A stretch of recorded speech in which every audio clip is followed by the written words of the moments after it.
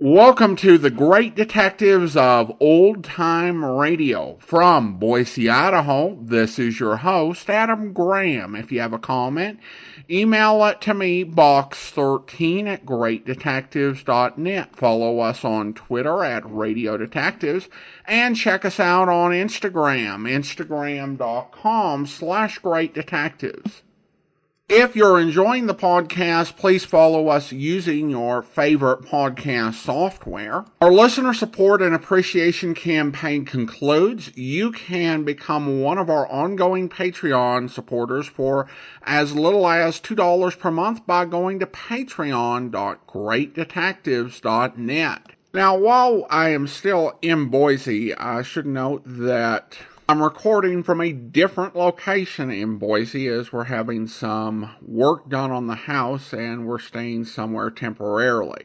I hope that does not affect sound quality or anything at all. But yeah, for right now, we're recording from the Boise foothills. That little update out of the way, let's go ahead and we will be bringing you this week's episode of Dragnet, the original air date, July 27th, 1950, and the title is The Big Gent Part 2. The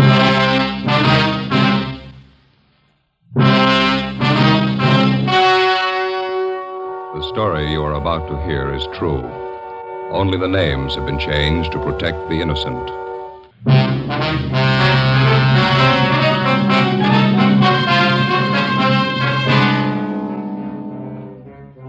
You're a detective sergeant. You're assigned to robbery detail. 3 persons are shot down in a $12,000 holdup. One of the bandits is apprehended, convicted, and sent to prison for life. The other one is still at large. Your job, get him.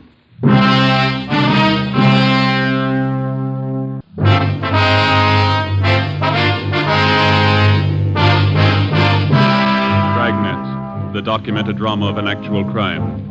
For the next 30 minutes, in cooperation with the Los Angeles Police Department, you will travel step by step on the side of the law through an actual case from official police files. From beginning to end, from crime to punishment, Dragnet is the story of your police force in action. It was Tuesday, June 6th. It was cloudy in Los Angeles. We were working the day watch out of robbery detail. My partner's Ben Romero. The boss is Captain Ed Walker. My name's Friday. I was on the way back from communications, and it was 11:35 a.m. when I got to room 27A, robbery division. Joe, how are you? Oh, hi, Dave. Message in the book for you. Came in a couple of minutes ago. Oh, thank you. Woman's voice. Wanted you to call as soon as you got in. Yeah, thank you, Dave. I'll get it now.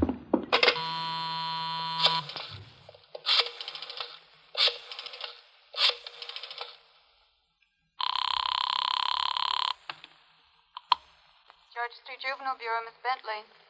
Policewoman River there, please. Just a minute. River? Hold on, please. All right. Miss River. Dorothy? Joe Friday. Oh, yes, Joe. You get the message? Yeah. You worrying about your purse? I can't find it anywhere. Did I leave it in your car last night? Found it this morning. I can leave it at the desk here if you like. You can pick it up sometime today. Oh, that'll be swell, Joe. Thanks a lot. Sure, Dorothy. I had a wonderful time last night, Joe. I certainly enjoyed it.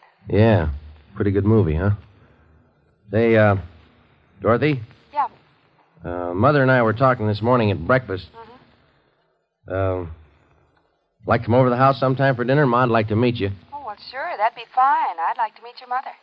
How about a week from this coming Monday? That's my day off. Is that okay? All right. A week from this Monday. If the weather's good, well, maybe we can have a barbecue out in the back. Oh, it sounds wonderful. Okay, see you later then. All right, Joe. Bye. Bye. Joe? Hi. How'd it work out, Ben? It didn't. Another false alarm. Sure is a scorcher out today. 4 months' work and not one solid lead. Where are we going? I haven't got the answer. I've run down so many bum tips, I don't think I'd know the real thing if it hit me in the face. Yeah. Romero, Joe? Yeah, Skipper? Oh, McGuire and Mort Gear from San Diego just got here. You want to come in? Yeah, right away, Ed. Well, there they are. All right. Oh, What Ben. do you say? Sit down. Hope you two have more than we have. It's all in that report on the skipper's desk. 4 months' leg work. Cold. Nothing at all? Oh, lots of phony tips, bum leads. We got 3 stakeouts going. His mugshot's plastered all over town. No go, huh? I don't know. I think he's got the perfect face for a killer. You can hang his description on a million guys. Got nothing on him at all. Ben here just ran down the last lead we own. Yeah, false alarm. Nothing on the APB, huh? Got dust on it. Cold enough to bury. How long's it been since it happened? Back in January, wasn't it? Yeah, 27th. Stanley Finance Company, San Diego. It's all right there in the report, Ed. Yeah, I see. Hold-up shooting got 12,000. Suspects Frank Cheney, Turk Weber. Cheney did the shooting. That's what stops me. What's that? Took us a couple of weeks to grab Turk Weber and put him away.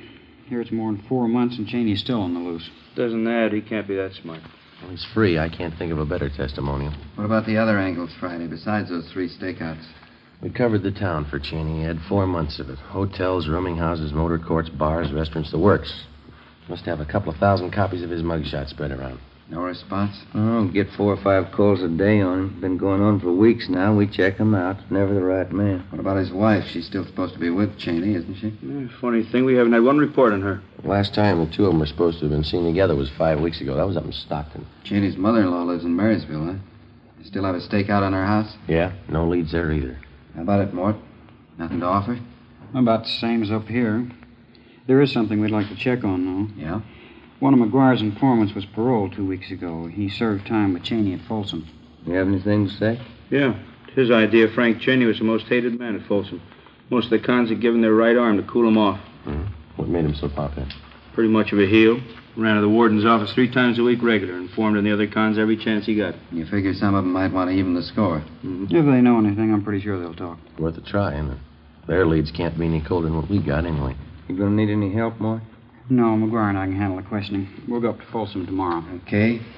I don't think there's any argument. This thing needs a quick answer. Joe, you and Ben will have to push a lot harder and a lot faster. Cheney's robbed and killed before. Give him the chance, he'll do it again. We've run down all the possible angles, Ed. We've checked every lead we could dig up. There's one you missed. Yeah? The right one. Find it. From the day Frank Cheney had been identified as the killer in the San Diego holdup murder 4 months before, all of us realized the danger of another killing as long as he was loose. After 18 years in prison, Cheney had a gun and he had his freedom again. We knew he wouldn't give him up easily.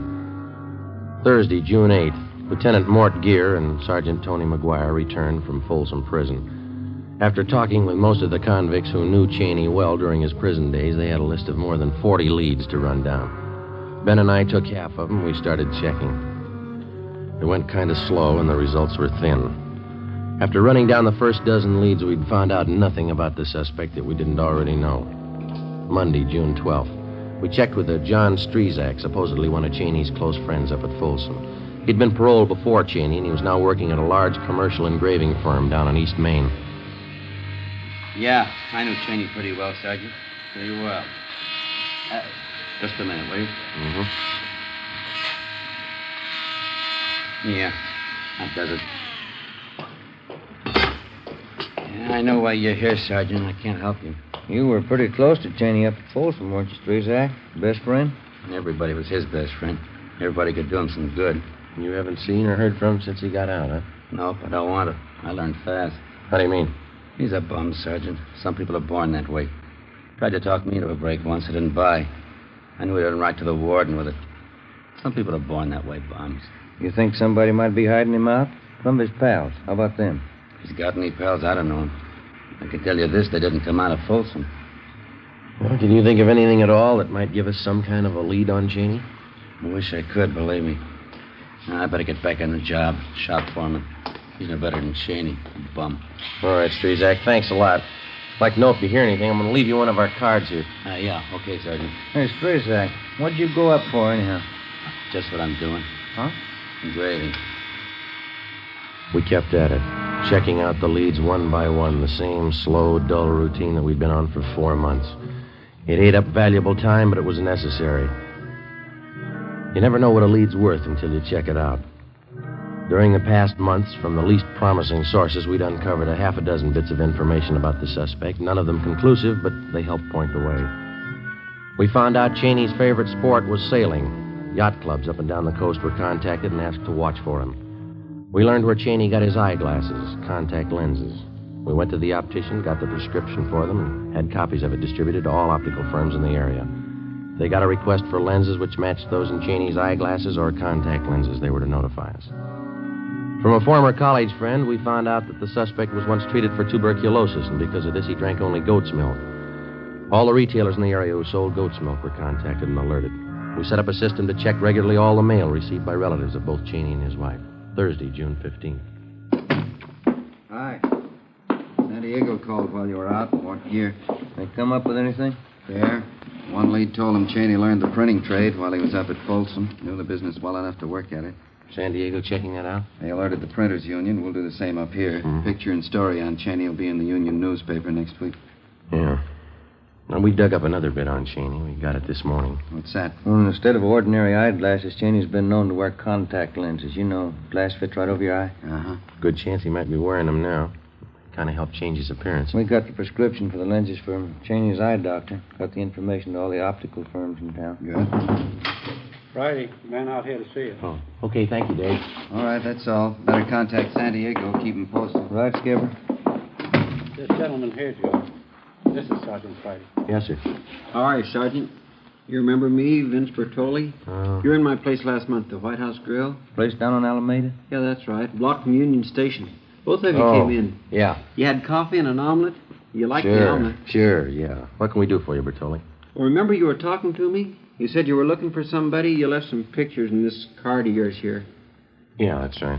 Well, I lost the pictures. I don't know where I lost them, but I kept your card. That's why I came to see you. What?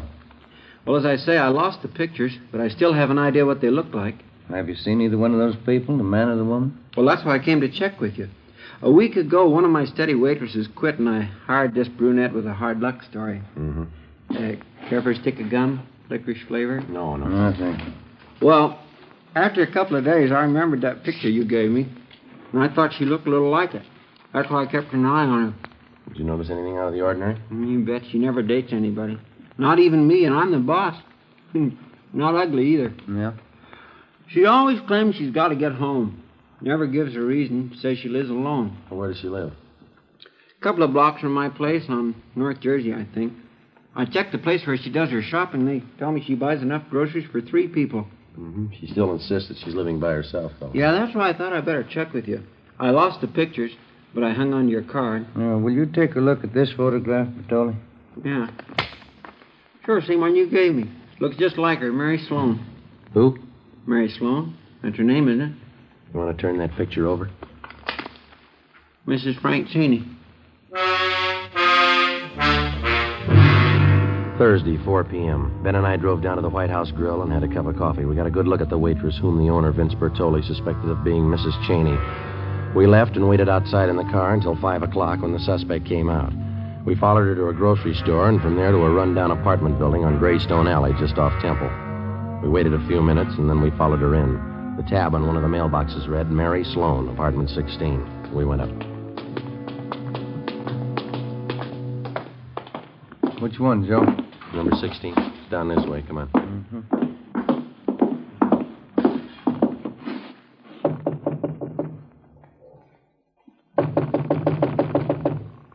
I guess we better try the door. Who's there? Who is it? Police officers, open up. What do you want? Open the door. Just a minute. Anybody else in here? My brother. He's sick, sleeping in the next room. He can't be disturbed. Come on, Ben. You can't go in there. Honey, the cows! Get out! Joe, the window. All right, get back inside here. Come on, you. Let me go! Let go of me! His arms, Ben. Grab him, will you? All right,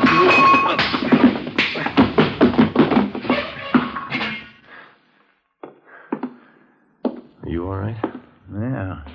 Thought he broke my bridge work. Yeah, you got clipped for nothing. Hmm? Not Cheney. We We drove the man and the woman who identified herself as Mary Sloan back to the office where they are identified as fugitives from Miami, Florida. The man was wanted on charges of first-degree burglary. The woman was the accomplice. We turned the case over to Bunko Fugitive Detail. A little after 11 o'clock Friday morning, Ben got a tip that Cheney had been seen the night before at a small bar down near Fullerton. That's a Los Angeles suburb. He was supposed to be living in the area. We spent Friday, Saturday, and Sunday tracking it down. It went nowhere. On Monday, for the first time in 3.5 weeks, we had some time off. Half a day. I picked up policewoman Dorothy River and drove her out to the house for lunch. We had a barbecue out in the backyard. Certainly a wonderful place you have here, Mrs. Friday. Beautiful garden. Oh, thank you. It's a lot of work keeping it up. Roses didn't do well at all this year. Aphis, you know. Brought some more spare ribs, Dorothy. The fire's just right now. Oh, no, thanks, Joe. I've had plenty. Care for another cup of coffee, Dorothy? All right, thank you. I'm glad you could come today, Dorothy. Joseph's been talking so much about you. Oh? You surprised me a little when I met you. How's that? How about some more ribs, Ma? Oh, no, thank you, Joseph. I don't think you look at all like a policewoman. Most of them are rough-looking, aren't they? Oh, no, I don't think so. They look like most women. Nothing much out of the ordinary about them. Oh? Well, times have certainly changed. We didn't have police women when I was a girl. Probably could have used them. Well, I don't know. I don't think we had so much crime then. Times were much different. You seem so young for such work, Dorothy. Policewoman. I'm 25, Mrs. Friday. Been with the department almost 2 years. Oh, yes, you're a young girl. Joseph's 31, you know. Yes, I know. Hey, Ma, how about letting me gather you the dishes up? Oh, no, that's all right, Joseph. You just sit there. Have your coffee. I'm used to this. Have to get used to housework when you're married. I'll bring out pie. It's a wonderful dinner, Joe. Your mother's very sweet. Yeah, real subtle, isn't she? Oh, motherly instinct. Somebody has to look after you. That's the phone, Dorothy. I better grab it. I'll be right back. Okay.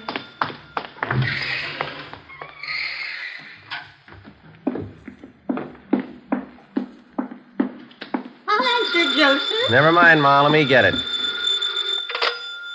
Friday talking. This is Walker, Joe. Check back in right away. What do you got? Spring and West Temple, the Second National Bank. Yeah? Frank Cheney just held it up.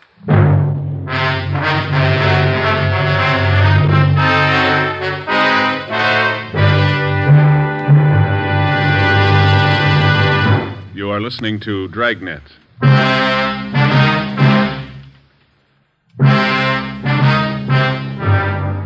Monday, June 19th, 3 p.m. I went back to the office, picked up Ben and Captain Walker, and the three of us drove to the scene of the robbery at the corner of Spring and West Temple, the Second National Bank. Ricketts and Thaxter from robbery detail were already there questioning witnesses. We talked to the bank's vice president in charge at the time of the holdup, Mr. Bronson. He had a welt on the right side of his head and was pretty badly shaken. He had his hand in one of his coat pockets, and he walked straight over to me. It's the first thing he said. This is a holdup. You're positive of the identification, Mr. Bronson? I'm certain. This picture here, it's the man, all right. The others will tell you the same. Who's that, Mr. Bronson? The tellers, they all got a good look at him. No mistake. Well, what happened after Cheney approached her? He was very calm, very quiet. Uh-huh. He said, do exactly what I tell you. Call for help, and I'll kill you. He was calm all the way through it, just like it was an ordinary business with him. Did he have you get the money for him? No, he ordered me from back of the front counter there, and we went from cage to cage. Each time he had me say the same thing to the teller. This is a holdup. Give me all the currency you have. Don't call for help. How many tellers did he have you collect from? 5. Mm-hmm. This line along here, windows 1 to 5. My knees were shaking so hard I could barely walk. I kept wondering if one of the tellers might try to sound the alarm. Yes, sir. What happened after he got the money? He had me walk in front of him, down there to the side exit. Mm-hmm. That's when he hit me, I guess. Side of my head, you can see here where they bandaged it. Uh-huh. Yes, sir. How much money did he get, do you know? No, not quite sure. More than 4,000. I can't help but think how lucky I am. That man's a killer, I'm certain of it. Are you sure that we can't fix you up with a ride home? No, I'll be all right, thank you. My wife's on the way down now.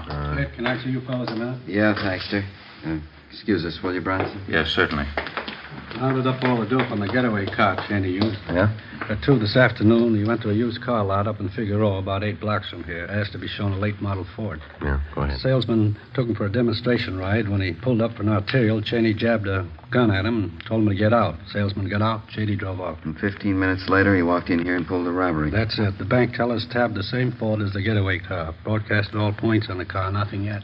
What time you got, Romero? 10 minutes to 4. What time did the alert go out, Thaxter? 2:45. Everything covered? Yeah, Union Station, both airports, the bus depots are all alerted. Roadblocks set up on the highways. Since 2:45. Just about. And Cheney's somewhere in the city. Find him.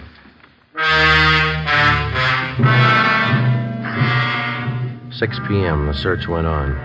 We called into the office and had them notify San Diego of the latest developments in the case. At 7 p.m., the weather started to cloud up. Still no sign of Cheney or the getaway car. At 8 o'clock, it started to rain. A few minutes past 10, a 2-door Ford sedan was found abandoned on San Pedro Street near South Park. The license number matched that of Cheney's getaway car. The sedan was impounded and towed to a garage for fingerprinting. Ben called the office, and an emergency detail from Metropolitan Division was sent out to help in a house-to-house canvass of the neighborhood where the car had been found.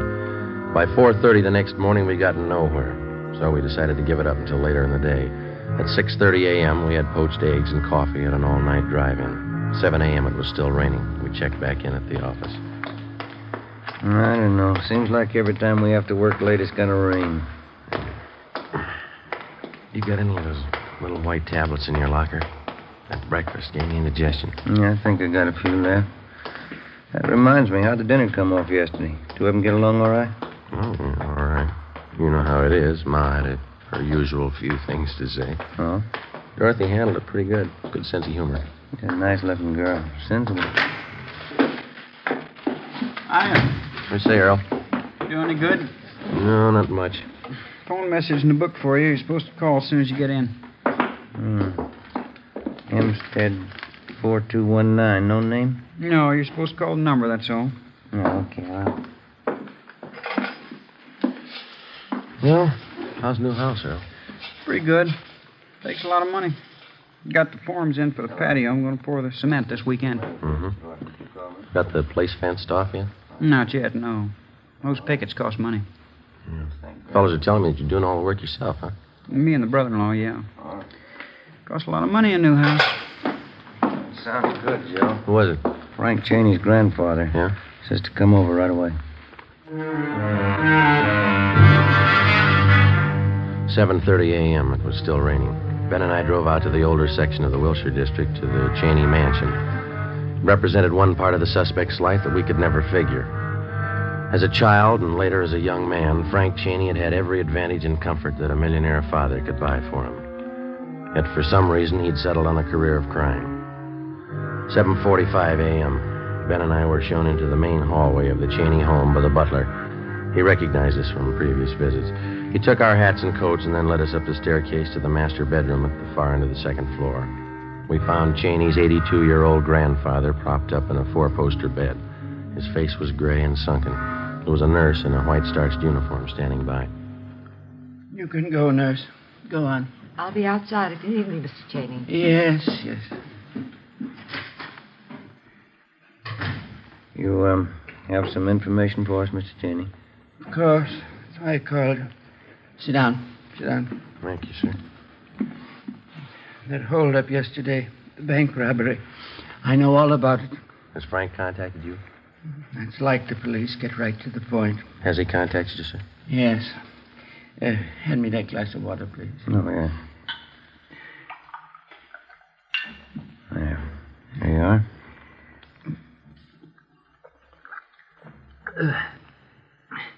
Thank you. No, leave it on the table there. Oh, yes. When Frank got out of prison last year, he came to see me. I offered him one more chance. I told him if he decided to earn his way, he'd have all the help I could give him. He said he would. Yes, sir. I was a fool like everyone else. I believed him. Any idea where Frank is now? I gave him everything it was possible to give him. He wrecked the family, His father's life, my life. Everything he touched, he ruined. You know where he is now, sir? He telephoned me day before yesterday. He was going away, Central America. Why didn't you notify us? He was going away. I thought it'd be better. We've had enough notoriety, newspaper stories. How is he going to get to South America, sir? Swedish ship. He's going to work his way. He called from San Pedro. He's staying in some hotel there. You don't know the name? Find him, take him away. Bury him someplace. Okay, Joe. Yeah.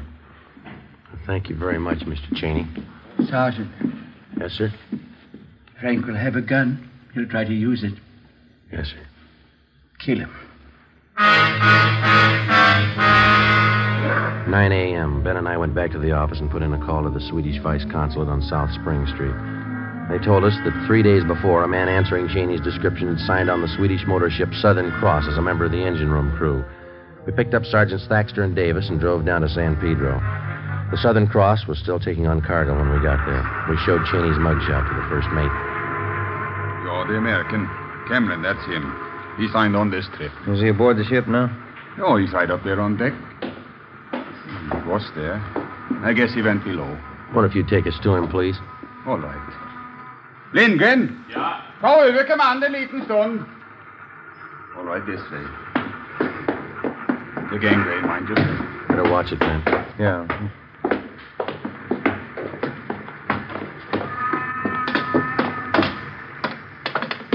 Look forward.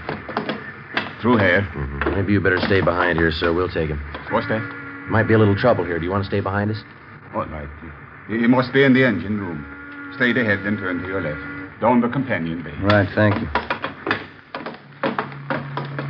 come on, now watch your step here. Yeah.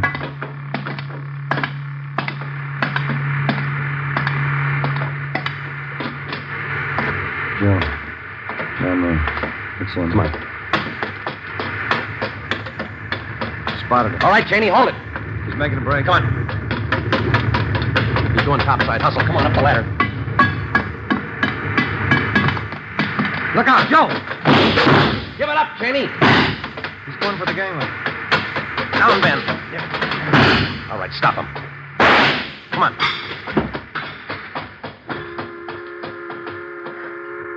Yeah. Through the shoulder. Yeah. Bumped his head when he fell.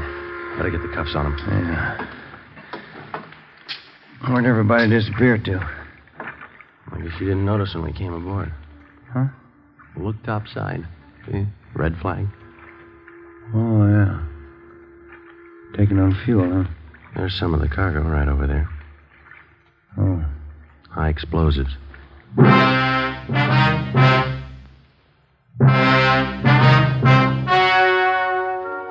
story you have just heard was true. Only the names were changed to protect the innocent. On November 2nd, trial was held in Superior Court, City and County of San Diego, State of California. In a moment, the results of that trial.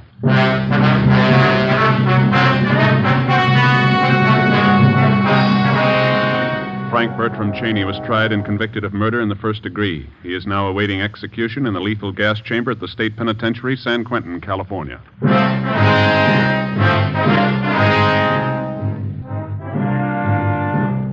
This is NBC, the national broadcasting company.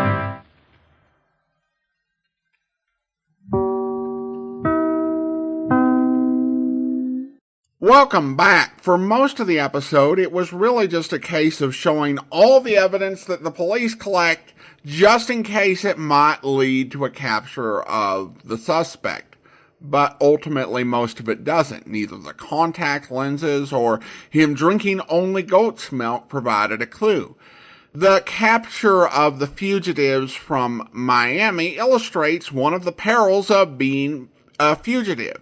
Even if the police in a given city aren't looking for you, they're certainly looking for somebody. And if you act suspiciously, they will suspect that maybe you're them. And we saw how that turned out. What ultimately does Cheney in was his utter contempt and disregard for others.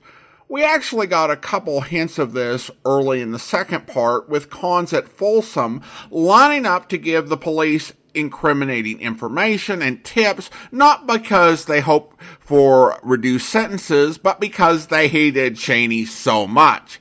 And of course, that extended to his family. And you get the impression that the grandfather had a bit of an epiphany about him after trying for so many years and giving so many chances, even as he wrecked other people's lives. The fact that the fugitive had felt comfortable contacting his grandfather indicates that there had been an effort to maintain a relationship, and Cheney probably thought he could use his grandfather. He just found out that he burned too many bridges. Even as a criminal, you can't live your life in total disregard and use every single person you meet without paying a price. It's stories like this that show the confusion when it comes to Dragnet. When he created the show, Jack Webb pledged not to moralize, but many find Dragnet one of the most moralistic shows imaginable, because real life often comes with its own moral lessons. The one incongruous thing about this is that Cheney's cohort at the end of part 1 boasted of the police never being able to catch him. However, to me, this just indicates that the guy was someone Cheney hadn't quite gotten around to betraying. We turn now to listener comments and feedback, and we have an email from Jim who writes, "Hi Adam, Dragnet likes to tell us the story you are about to hear is true. Well, I thought if the big bomb were true and based on a case in Los Angeles, it would be an easy one to research. The closest event I could find occurred November 20th, 1912, when a man named Carl Reinebach, a.k.a. Carl Warr, carried 66 of dynamite with a detonator into L.A. City Hall and threatened to blow up the building. Fortunately, after some heroic actions by 2 LAPD officers, he was overpowered and the bomb did not detonate. There was no mention of a motive as detailed in the Dragnet episode." Well, thank you so much, Jim. I did some research on newspapers.com to kind of fill in some of the gaps. I looked at some newspaper accounts of the time. And I think it has to be said you're probably right in terms of the source, because I've heard that this story was also done on Calling All Cars, which was a series from the 1930s. I do think that Dragnet has a challenge when it adapts a story that is quite old. They really can't tell the story exactly as it happened, because the point of Dragnet is to show how police forces, particularly the Los Angeles Police Department in 1950 or 1949, would handle such a case, not how it was handled under procedures and motives 35 years before. Now, what was actually the motive for Carl Warr to do this? Well, actually, when he went into police headquarters, he demanded that the police bring him Paul Shoup, who was president of the Pacific Electric Company. And he made a point that he actually just asked for the president of Pacific Electric Company to be brought to him. And what he planned was to show him his machine with the dynamite and say, either you agree to raise your workers' salaries and improve their conditions, or I'm going to blow you up.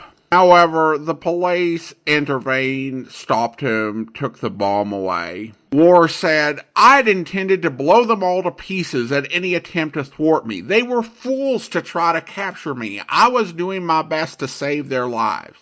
If they had been killed, it would have been no fault of mine. You can't call that murder." Now, the way that Warr did this particular bombing is he did not, as happened in Dragnet, go in just dressed normally. He came in with a monkey face mask covering his head, and he was wearing fake fingers. He actually was missing some fingers due to an accident on one of his hands. In fact, there was actually a photograph of him taken in City Hall. It was taken by E.J. Spencer of the Los Angeles Examiner. And I know nothing about Mr. Spencer other than the fact that he took that photo. But that one act is that what he did is he went into City Hall with everybody warning him, yeah, this could get you killed. And he set up his camera on a chair and took a picture. And that, my friends, is an act that deserves some mention 112 years later, because that took absolute nerve. But the picture in the Los Angeles Examiner looks like something out of a Pulp Fiction magazine. Now, some other interesting facts about Mr. War is that his mother blamed the act on a blow to his head that was, quoting her, administered by his stepfather. She said after that, apparently very severe beating, he was never quite right. He was also an escaped convict. He had been convicted in Salt Lake City of petty larceny, but had escaped from a chain gang. I can see all kinds of reasons why they would go ahead and change a lot of details in adapting this story to Dragnet. First, I think there's a relatability issue. In many ways, War's actions don't make a lot of sense. I couldn't find any specific information as to why he picked on the president of Pacific Electric as a particular target. Where this does make sense is that this crime was committed at the time where you had a lot of anarchist activity, and in fact, it's really been identified with that. And so the idea that you have this very, in many ways, theatrical crime based on the disguise and the methods, it makes sense in that context, which is not the context of 1949 and 1950 America. I think that there is a sort of psychology to these sort of actions, just as kind of some of the more seemingly random acts of mass violence we've seen in our time that would just not make any sense in the context of the culture of 1949 and 1950. And of course, the other problem is that you're trying to pitch Dragnet as a series that's going to be about realistic cases and how the police really work. You can just imagine the production meeting and, Jack Webb's talking, saying, okay, I think we're doing a great job. I want to be sure that we continue to tell these realistic, down-to-earth stories of how the police really address problems. What case are we going to adapt this week? Okay, well, this one is about a guy missing several fingers who came into City Hall wearing a monkey mask and threatening to blow it up with an actual bomb unless the police delivered the president of the electric company into his hands. Okay, let's work on that one a little bit, fellas.